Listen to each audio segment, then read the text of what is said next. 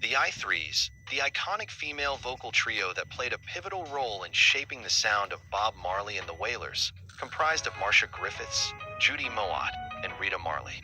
They brought harmonies that elevated reggae music to new heights and solidified their place in the annals of music history. The I-Threes brought a fresh sound to Bob Marley and the Wailers. Their presence not only enhanced the Wailers' recordings, but also added a dynamic visual and auditory element to their live performances. They joined after Peter Tosh and Bunny Wailer left the group. In 1974, Livingston left the band due to various disagreements with Blackwell, including not getting paid for the English leg of their Burnin' tour and his refusal to play in the freak clubs that Island had booked the band. Tosh believed that producer Blackwell, whom he unfavorably called Chris White-Wurst, was responsible for the bad relationship between the band members. He thought Blackwell favored Marley over the rest of the band, giving him more attention and money, and with the decision to release their albums under the name Bob Marley and the Wailers instead of the Wailers. In this video, we will take a closer look at the history of the I-Threes, Bob Marley's secret weapon. The I-Threes became an official part of Bob Marley's organization in 1974. Their inclusion came in the wake of the breakup of the Wailers, a vocal group comprising Marley, Peter Tosh, and Bunny Wailer. Tosh and Wailer had quit the group feeling that they were being sidelined while Bob was being groomed for rock stardom at their expense. So Bob recruited his wife Rita, who had been singing with the Wailers for the best part of a decade along with Judy Mowatt and Marcia Griffiths, to form the I-Threes. Their role was to sweeten and emphasize the message in the songs. From the start, they gave Marley's music a totally different tone, such as on Talkin' Blues from Natty Dread, the first album Bob made alongside the I-Threes. Rita Marley had been making records since 1964, starting her career at Studio One, the record company where Bob and the Wailers had first made a name for themselves. She sung duets with Bunny Wailer as Bunny and Rita duet with Peter Tosh, and sang lead in a group, the Selettes, which recorded extensively in the mid-60s.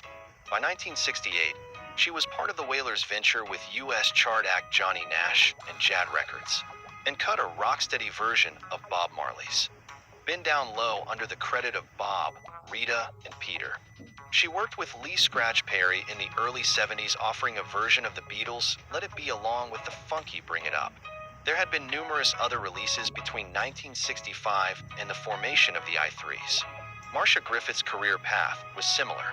Bob wrote songs for her, and she had enjoyed more global fame than Rita. Before joining the I-Threes in the mid-60s, she issued a handful of singles for Studio One, including the ballad Funny, but really found her feet in 1967 with a Bob Andy song, Melody Life, and hit again in Jamaica with Feel Like Jumping the following year. Both tunes still play in reggae dances today as if they are contemporary records. In the kind of strange coincidence reggae throws up, Rita Marley's Come to Me was released in the UK on the Coxon label, credited to Marcia, an artistic partnership with Bob Andy, as Bob and Marcia delivered global fame for Marcia in 1970, with an entrancing orchestrated version of Young, Gifted, and Black. In another coincidence, their follow-up hit was an interpretation of Pied Piper.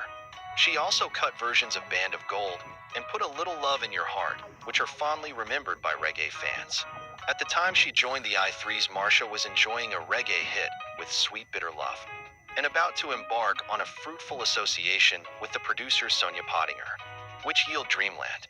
Judy Mowatt found local fame when the Gaylords cut a couple of Jamaican hits for the Maritone label. The singles Rescue Me and Emergency Call kept her in the reggae public's eye in 1973, as did a cut of Bob Marley's Mellow Mood released on his Tough Gong imprint. All three singers had strong connections with Marley before joining the I-Threes, but joining the Marley enterprise conferred certain advantages. Reggae remained a club phenomenon outside of Jamaica, but it was clear that Marley, with Island Records' considerable promotional muscle and a rising reputation with the rock audience, was about to play huge shows worldwide. Even if you had a massive hit in Jamaica, you were not guaranteed to earn a penny in royalties. Marley's tours, however, offered a steady, decent income, something almost unheard of in 70s reggae. The I-Threes were not anonymous backing talents. The first two singles they worked on with Bob Belly Full and Natty Dread were credited to the I-Threes as much as the Wailers. Bob didn't expect any of them to abandon their solo work. Marsha's burgeoning Roots success with producer Sonia Pottinger continued. Judy Mowatt cut an album for Tough Gong.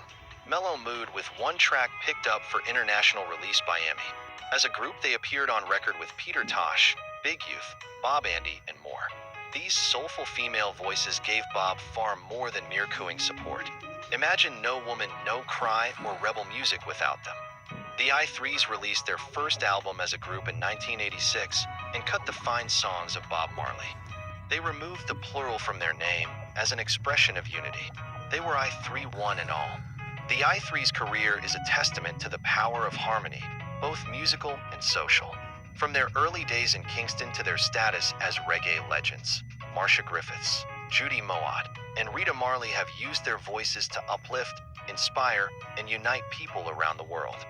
They have received numerous accolades for their contributions to music, including induction into the Jamaica Music Hall of Fame. Their work with Bob Marley and the Wailers remains a cornerstone of reggae history. Thanks for watching. Remember to like, share, leave a positive comment, and subscribe to be updated on the next video.